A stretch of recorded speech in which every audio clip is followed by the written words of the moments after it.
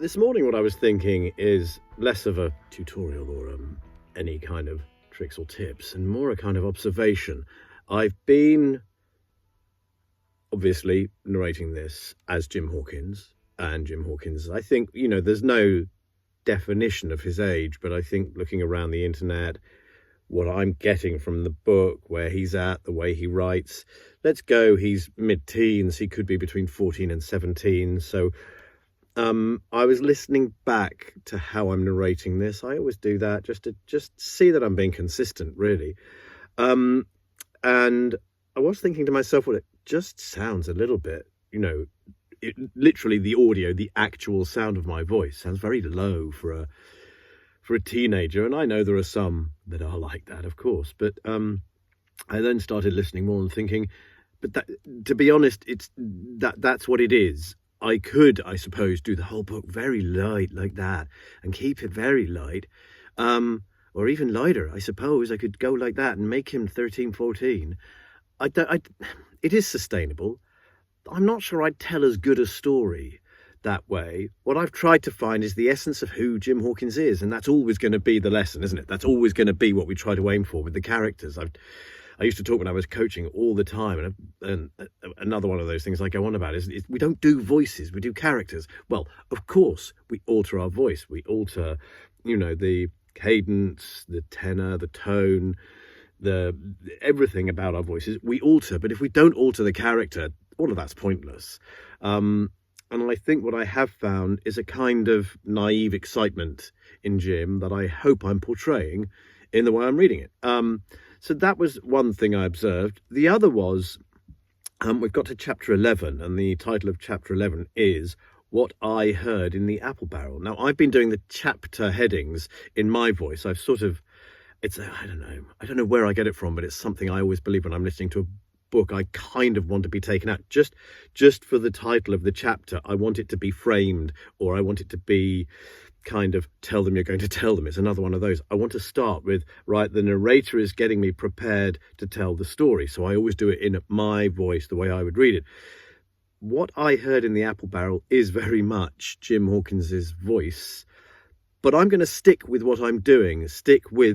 I'm outside the book reading the chapter headings, because I'm not sure if we want to be literal, and we know that Jim at the beginning of the book said, I was asked to write this down, and I have. I don't think he's writing chapter headings. He's not writing a novel. He's writing down what he did. So I'm going to stick with what I'm doing of keeping me, Matt Lloyd Davies, my voice, my persona, reading the chapter headings.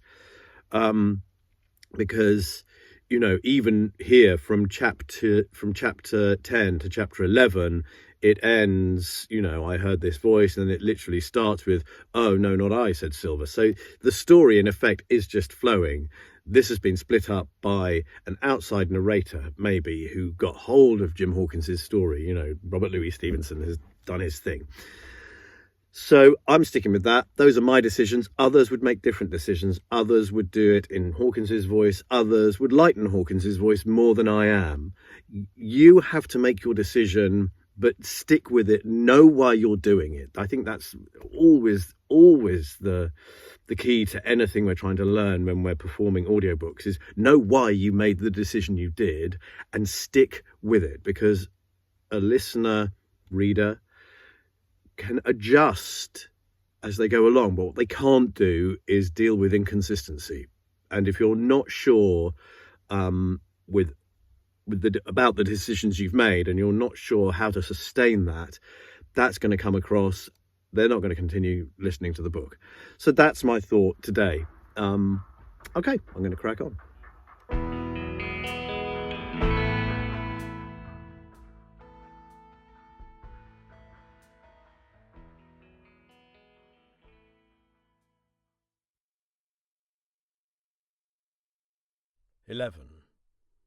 What I Heard in the Apple Barrel. No, not I, said Silver. Flint was captain. I was quartermaster along of my timber leg. The same broadside I lost my leg, old Pew lost his deadlights. It was a master surgeon, him that amputated me out of college and all, Latin by the bucket and whatnot. but he was hanged like a dog and sun-dried like the rest at Corso Castle. That was Robert's men, that was, and come to changing names to their ships, Royal Fortune and so on. Now, when a ship was christened, so let her stay, I says. So it was with the Cassandra as brought us all safe home from Malabar after England took the Viceroy of the Indies. So it was with the old Walrus, Flint's old ship, as I've seen her muck with the red blood and fit to sink with gold. Ah, cried another voice, that of the youngest hand on board, and evidently full of admiration. He was the flower of the flock, was Flint.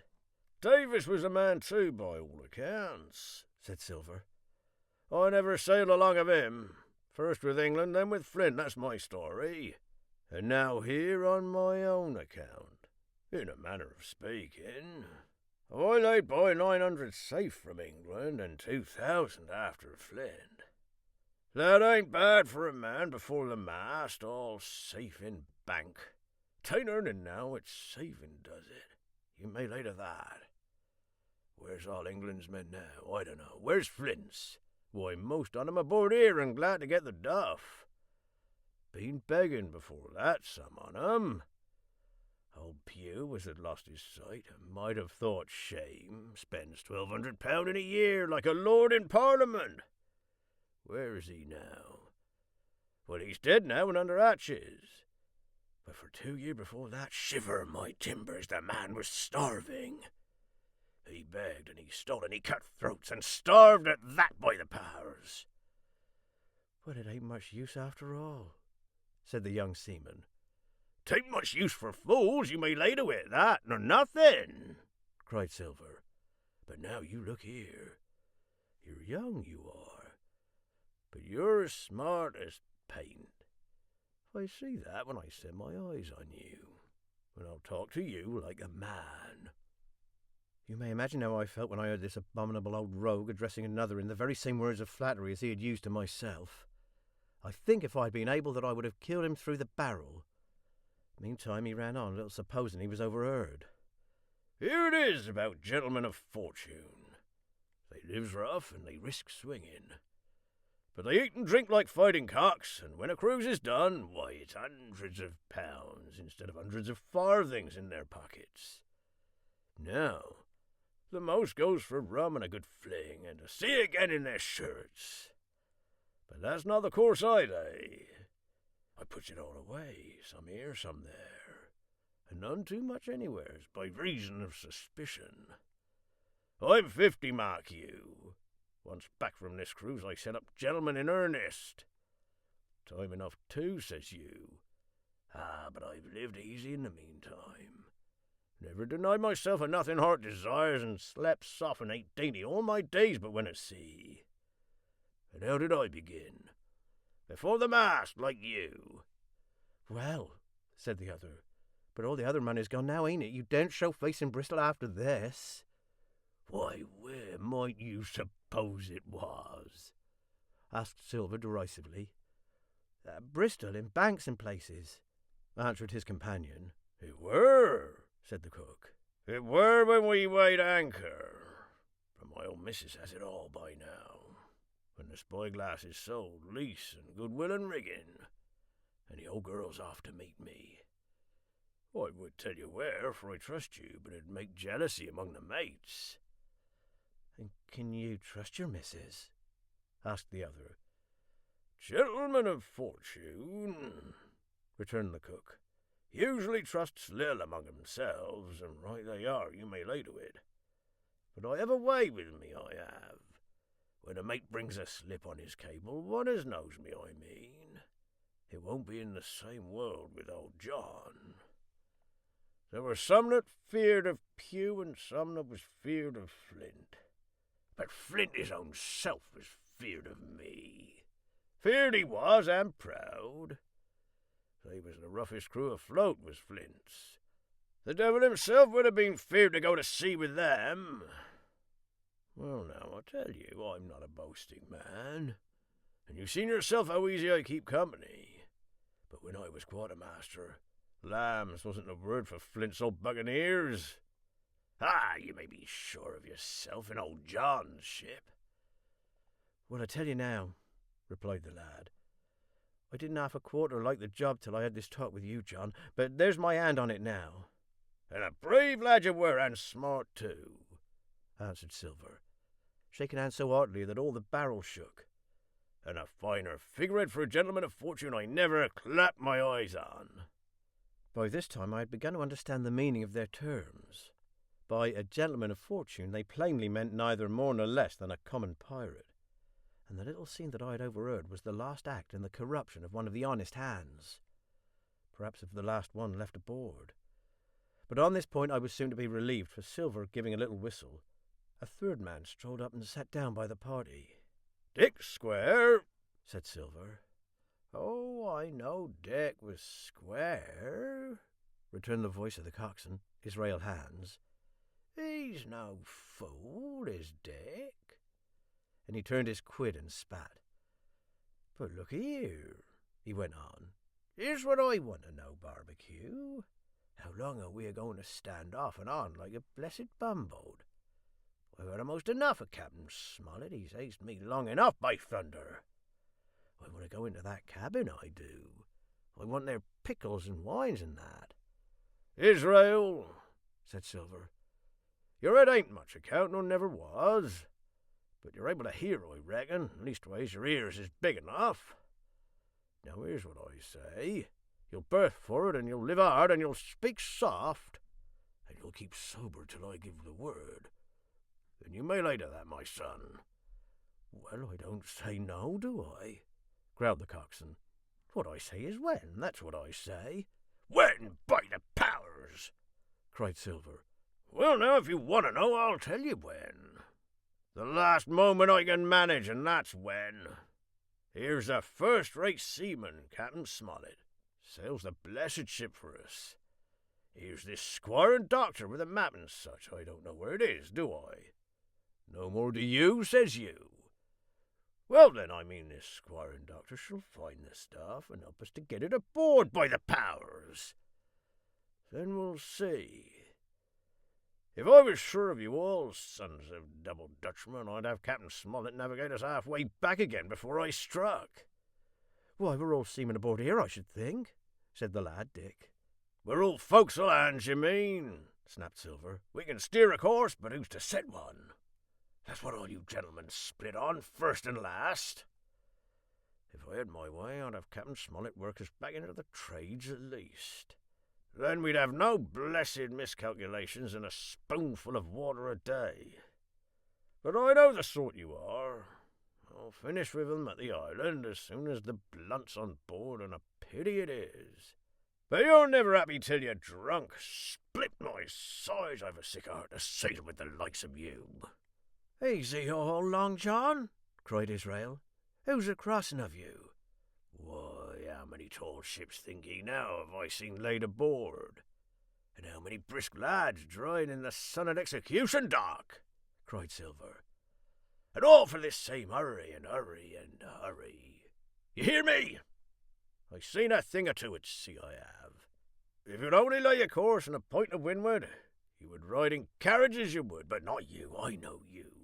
You'll have your mouth full of rum tomorrow and go hang." "Everybody knowed you was a kind of a chaplain, John.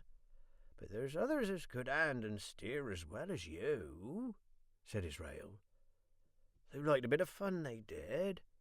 They wasn't so high and dry nohow, but took their fling like jolly companions, every one." "So?" says Silver. "Well, and where are they now? Pugh was that sort, and he died a beggar man. Flint was, and he died of rum at Savannah. Ah, they was a sweet crew, they was. Only where are they?" "But," asked Dick, "when do we lay 'em athwart? What are we to do with 'em anyhow?" "There's the man for me," cried the cook admiringly. "That's what I call business. Well, what would you think? Put 'em ashore like maroons? That would have been England's way. Or cut 'em down like that much pork? That would have been Flint's or Billy Bones's." "Billy was the man for that," said Israel. "Dead men don't bite, says he. But he's dead now himself. He knows the long and short on it now, and if ever a rough hand come to port, it was Billy." "Right you are," said Silver. "Rough and ready. But mark you here, I'm an easy man. I'm quite a gentleman, says you, but this time it's serious. Duty is duty, mates. I give my vote, death. When I'm in Parliament and riding in my coach, I don't want none of these sea lawyers in the cabin a coming home unlooked for like the devil at prayers. Wait is what I say. But when the time comes, why, let her rip." "John," cries the coxswain, "you're a man." "You'll say so, Israel, when you see," said Silver. "Only one thing I claim. I claim Trelawney. I'll wring his calf's head off his body with these hands, Dick," he added, breaking off. "You just jump up like a sweet lad and get me an apple to wet my pipe like." You may fancy the terror I was in. I should have leaped out and run for it if I had found the strength, but my limbs and heart alike misgave me. I heard Dick begin to rise, and then someone seemingly stopped him, and the voice of Hans exclaimed, "Oh, stow that! Don't you get sucking of that bilge, John. Let's have a go of the rum." "Dick," said Silver, "I trust you. I've a gauge on the keg, mind. There's the key. You fill a pannikin and bring it up." Terrified as I was, I could not help thinking to myself that this must have been how Mr. Arrow got the strong waters that destroyed him. Dick was gone but a little while, and during his absence Israel spoke straight on in the cook's ear. It was but a word or two that I could catch, and yet I gathered some important news, for besides other scraps that tended to the same purpose, this whole clause was audible. "Not another man of them will join." Hence there were still faithful men on board. When Dick returned, one after another of the trio took the pannikin and drank. One to luck, another with a "Here's to old Flint," and Silver himself sang in a kind of song, "Here's to ourselves and hold your luff. Plenty of prizes and plenty of duff." Just then a sort of brightness fell upon me in the barrel, and looking up I found the moon had risen and was silvering the mizzen-top and shining white on the luff of the foresail. And almost at the same time the voice of the lookout shouted, "Land ho!"